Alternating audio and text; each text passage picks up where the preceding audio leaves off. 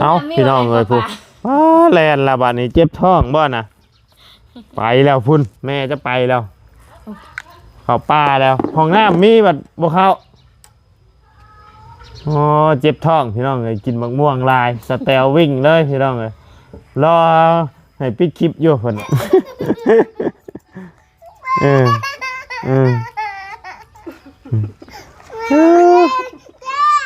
เจ็บมาทางหน้าแล้วบัดนี้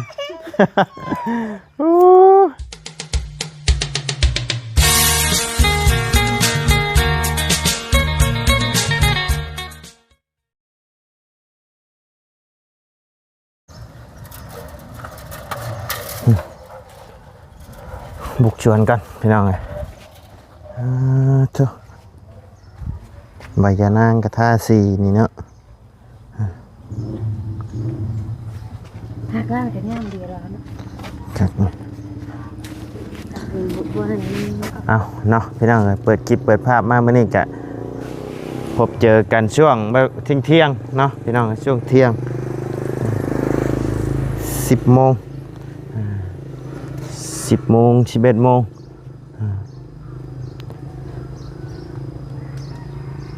นี่สเตลเนาะเห็นแต่ทางลูกชายเพื่อนพี่น้องเลยโบเด้ไปก็ได้บ่ใส่ส่งพี่น้องเอาก่อนอื่นก็กราบทักทายสบายดีนะพ่อแม่พี่น้อง FC เบิร์ดสุขุสู่คนบอกว่าสิอยู่ในและต่างประเทศกะยินดีต้อนรับเข้าสู่ช่องบ่าวไล่คือเก่าพี่น้องเลยปะมาอัปเดตทางเรือนซานบ้านสเตลอีกก่อนพี่น้องเลยจังไหนเด้เนาะเงียบเงาว้าเว้ยฮอตพี่น้องเลยมันนี่จ้ากินข้าวแล้วเปล่าฮะกินแล้วข้าวใช่เฮ็ดยังกินสเตลนี่ต้มน้ำอย่างเด้นี่เนาะ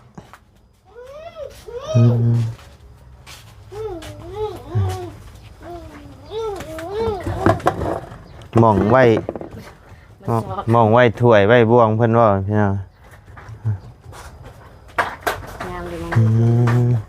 กระเช้าผู้ใดแต่ใส่ส่งไปยังติดตาฮะยังติดตายังโถใส่ส่งไปว้าไปใส่ส่งสต๊อปไปกันไปพี่น้องสแตลเฮ็ดมะม่วงอีกแล้วบ่นี่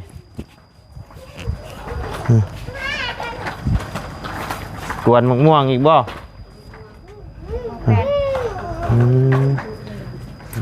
สบายดีได้สแตลได้เนาะใช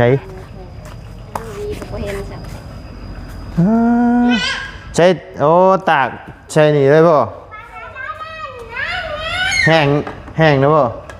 แห้งได้พี่น้องแกะเจือดได้ได้ก็แกะได้นี่เนาะแกะแล้วก็เฮ็ดเป็นม้วนบ่เคยเดี๋ยวนี้บ่เคยได้จักเทื่อสแตลเพิ่นใส่กะทิใส่น้ำตาลน้ำบ่ใส่แต่กะทิสามัญบ่ได้ใช่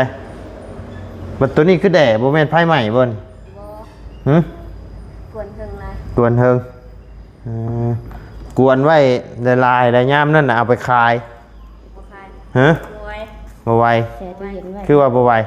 เฮ็ดเฮิงลายเอ้ามีลายได้ลายเอาไปขายย่ามบ่มีหมกม่วงกินเด้กินจะสิกินใช่มั้ยมันลายเด้ยังติดตาแตงนี่ยังอันนี้นะดอกกระเจียวเอามาแต่โคกคุณบอกเด้มันสิออกเลยนี่เอามาปลูกอยู่นี่บ่ผมยาวเลยนี่มาสิตัดผมให้ไหมตัดบ่ผมไหมยางก็เป็นจังนะอย่าไปลงเด้อแถวนี้มีแต่ในอยู่ในกินอะไรนี่ เยอะผักกาดเนี่ยกินมาได้แถวนี่ เรียบร้อยแล้ว ถูกงัวสิเข้ามาเลยเฮ้ยเฮ้ยบ่เข้าเนาะ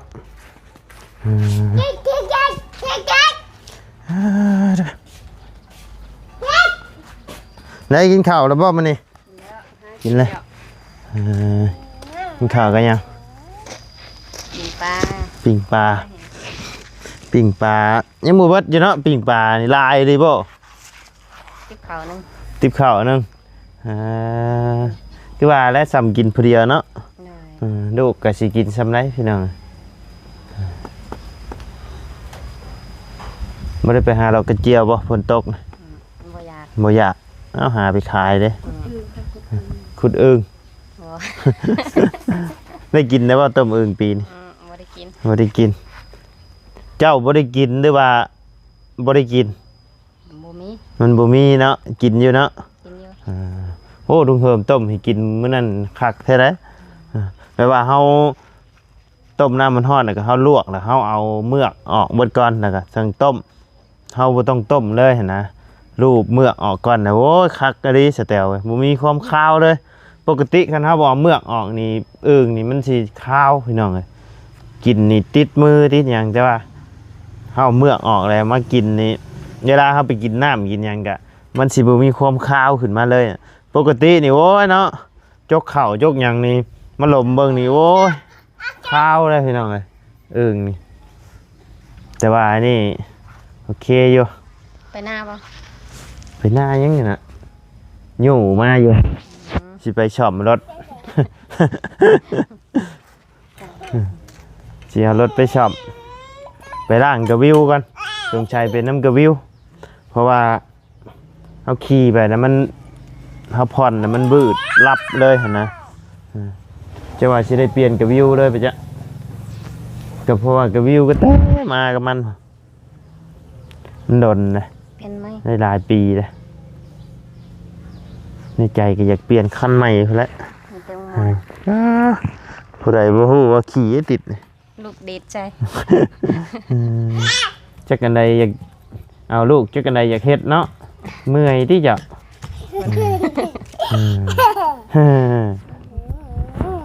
เบิ่งกระเป๋าเงินน่ะมีบ่เงินนะ มีตัด มีตัดบ่เฮ้ยอีหยังน่ะอีหยังบาทนี่โอ้ยฮะ กระจกจะตัดผม เนี่ยตัดผมบ่มาสิตัดให้มั้ย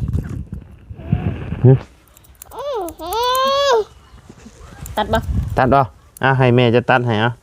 เอาให้แม่จะตัดไป มาเอ้ยอย่าให้คนดิน สนุก มันหนีบมือมันหนีบมันหนีบมือมันหนีบมือ เบิ่งไปตัดให้เบิ่ง ตัด เบิ่งเฮ็ดให้เบิ่งมา นี่จะเอาตัวนี้เอาจะเอาตัวนี้เอาจะเอาตัวนี้เอาลงมือบัดนี้สิได้จัก สิได้จักนาทีเด้นี่เนาะเอ้า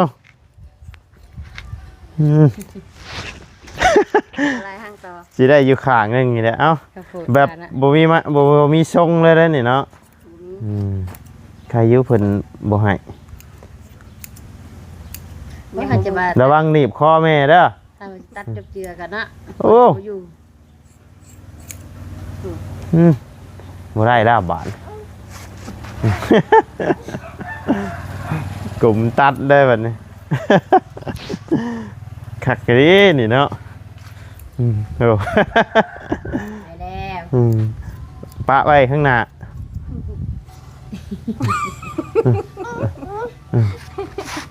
นั่งลงดีๆแน่ได้ซ้ำนี่บาท แล้วจ้า แล้วบาทโอ้ได้ชงผมเท่ดิบาทนี่ โอ้สุดยอด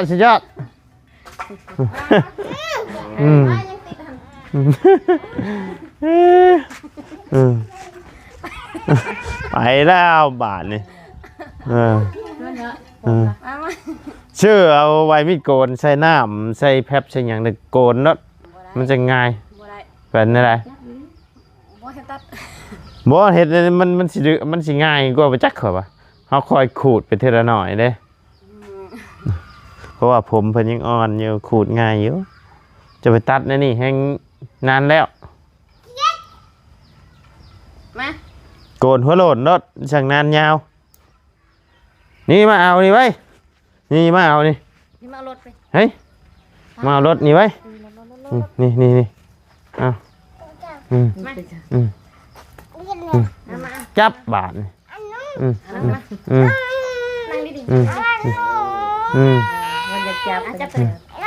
เอาใส่ตัวนี้ โอ้ขวดสิตัดได้เนาะ ใส่บ่ มันสิตัดมือตัวน่ะบ่ได้ โอ้ย แม่ก็บ่ได้ชนน้ำผมลูกแบบนั้น บริชนระวังหนีบหนังหัวลูกเด้อ มาตัวแอะ โอ้เด้ออืมอืมอืม เจ็บ มาทางหน้าแล้วบัดนี้ โอ้เปิดห้านได้อีบ่นี่ เจ็บเป็นไร อืม ป้าตัวยังติดหัวดอก อืม กระบาดไปละ ได้แล้วบาทนี่ ยังบ่ฮู้เรื่องเลยว่าเพิ่นเฮ็ดหยังให้ หัวเชยใหญ่เลยเด้บัดนี้แข้งขาผู้ตะกี้น้อยๆจิจ้อยเนาะ บุตรีเพิ่นได้ตะกี้ อ่า มีห่อหนึ่งได้หัดซ้ำเถื่อกิน สิมือนี่เยอะเนาะมาสิตัดผมให้มาเอาไว้งั้นนี่ไว้ เอาไหมป้ายังติดผม ไปแล้วว่าสิตัดผมให้ไว้ตัดผมงามๆไว้จังรอไว้ เดี๋ยวเลยบ่ได้เลยเด้อ ไล่ตัดในนี่แหละอึ๊บ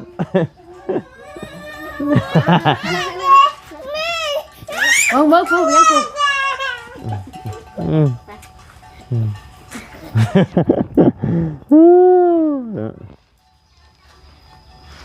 บ่ตัดก็ยาซะจงรถจงไว้เปียเด้อจงไว้เปีย มาจุกเอา ไว้มัดจุกเป็นผู้หญิง ให้คิดว่าทำมัดจุกนะ ตัดเลยตัดเองมา เอามา ชื่อว่าเองว่านี่นะ บ่ของเบาจิต ของว่าจิตเพิ่นจะนาไว้ให้บ่ เพิ่นว่าสกัดแห่งวันย่าง เพิ่นบ่ได้เอานั่นมาบ่ใช่ เอามาตอนนั้นย่าง ตอนนั้นเพิ่นญาติ ย่าง อืม เสียงยังติ อ๋อบ่จิตเพิ่นว่าเพิ่นสิมาตัดผมให้วานนี่เนาะก็เลยบ่ได้ตัดครับมีไผในเข้ามามื้อนี้ บ่ทันนี้ ยังบ่ทันมีเนาะ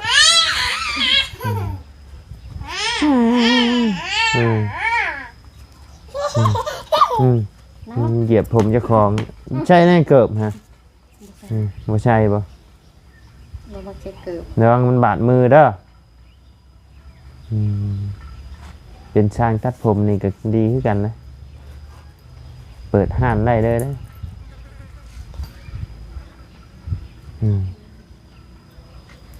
ถ้าตัดเวลาเพิ่นนอนจะได้เงียงหัว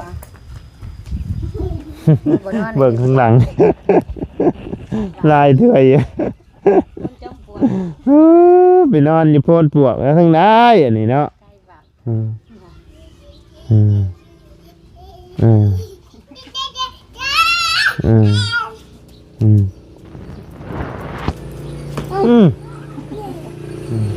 นี่กระเทิบแห้งๆมันสิปากตีนจ้ะฮะเย้ยเนาะ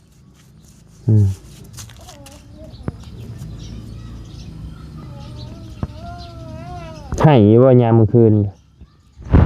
ให้บ่มื้อนี้มื้อคืนนี่วันศีลเนาะอยากกินนม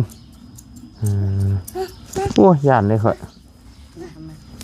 มาสิตัดเห็นไหมให้สิตัดผมเห็นไหมเอาไว้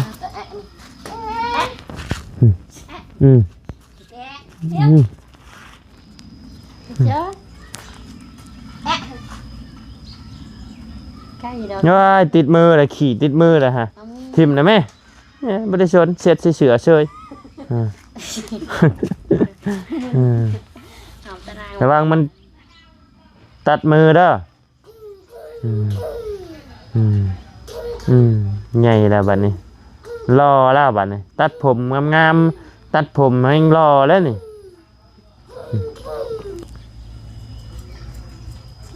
ลูกแม่คือแม่เบัดเนาะ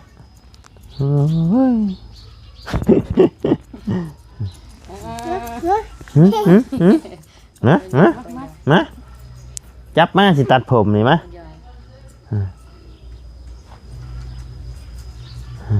ไปบนหัวมันหัวลายทางต่อเลยจักนาทีเลยฮะมาโอ้ยขอบใจจักเบาจังพี่น้องเลยเนาะไปใช่น่ะฮ้อนพี่น้องเลยเนาะพี่น้องเลยสิได้จูงรถไปด่างกระวิวก่อนพี่น้องเลยสงสัยกิพุ่นข่าวลายติดเวลาเขาขับไปต้องดึงไอ้ว้าวไว้ให้น้ำมันลงพี่น้องมาสิตัดเห็นไหม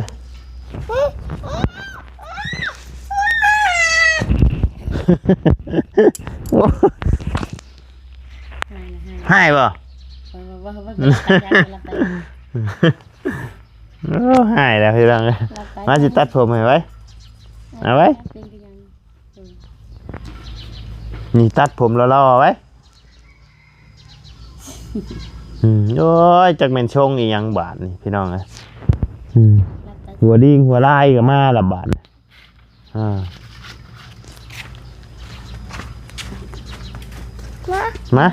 มาสิตัดให้มาโอ้ยจะปั๊บกันเอาก็สิไปปะเลยแล้วบาทนี่ไปพุ่นละออกหาห้านซ่อมรถก่อนบ่เอาน้ำละให้เลยเครียดเลยเอาแล้วก็บ่เอาให้เนี่ย